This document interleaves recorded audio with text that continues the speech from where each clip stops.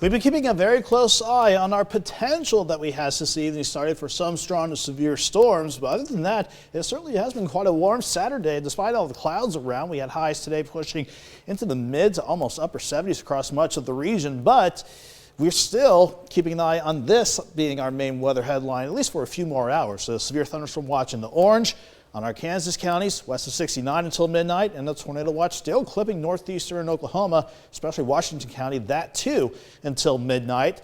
On the other hand, even if we get past a severe weather event over the next few hours, we're still going to contend with rain for tonight and going through much of the day tomorrow. And that's why we've got flood watches out for southwestern Missouri and areas south of Grand Lake and into northwest Arkansas. That will take us until 7 a.m. going into Monday. It's interesting to see how this day unfolded overall. Again, we were warm today despite the clouds. We did have some peaks of sun too.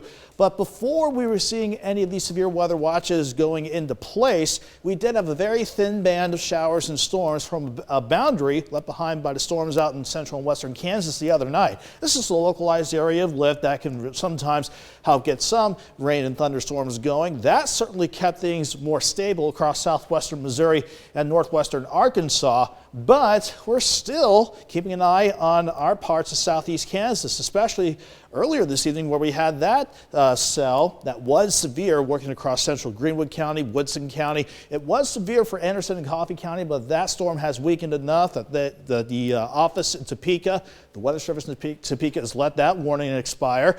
Then the focus will shift to this storm. This is the only storm on the board right now that has a decent shot of trying to hold together, not just working across our parts of northeast Oklahoma, but coming close to the Joplin area as well. In fact, with that moving northeast at 40 miles per hour, even though Tulsa is going to let that severe thunderstorm warning go, we can get a general guideline about when it'll be coming on down for areas north and east ahead of that. So if we take that northeast, it'll be near Nowata by 9:25, Chelsea and Edna, Kansas by 9:51, Veneta by 10:07, 10:30 for Miami, and pushing near the Joplin area, if it can clip parts of Joplin, by about the top of the 11 o'clock hour. But again, the longer we go without seeing any severe weather, the better our odds are. But by the time that gets into 7th range line, it should not be severe, but it's still something we'll watch throughout the course of the night. 75 degrees now, with the dew point still at 57 in Joplin. Everybody else is still rather mild, if not warm, lower to middle 70s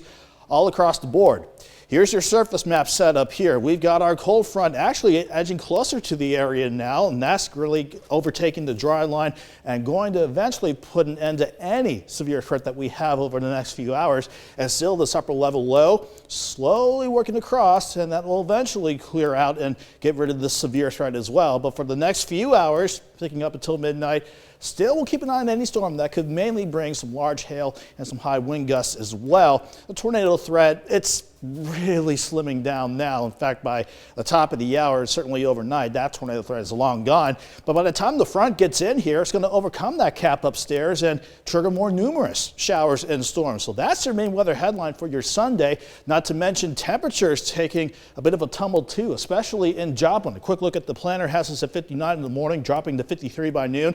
I don't think we get back near 60 around Joplin. I think at 58 by 5 o'clock. But any peaks of the sun, even behind the front, you could see temperatures back near 70 degrees. But all that rain that I showed you on the future track, our southern counties could see that rain add up between 1 to 3 inches of rain. That's why those flood watches are out.